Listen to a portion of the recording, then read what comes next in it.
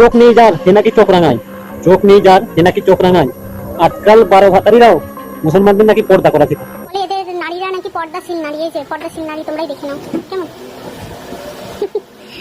এরই মধ্যে তুই, তোর খালা, তোর মা, তোর বোন, তোদের ফ্যামিলিরাই আছে। কথাটা কেন বন্ধুন, এর কারণটা দেখ।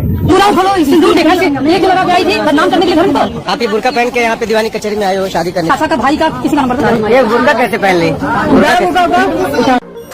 একটা কথা মাথায় রাখবি, যেমন জুলুমকারীদের কোনো ধর্ম হয় না, তেমন তোর মতো 12 ভাতারিদেরও কোনো ধর্ম হয় না।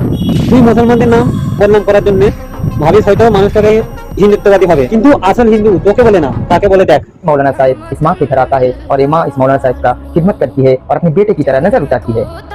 এইগুলো করিস ভাবিস হয়তো তোকে মানুষ হিন্দুত্ববাদী বলে ডাকবে। আসলে হিন্দু ভাই বোনেরাই তোকে হিন্দুত্ববাদী না, তোকে দুদিন পরে ডাকবে तेरी माँ का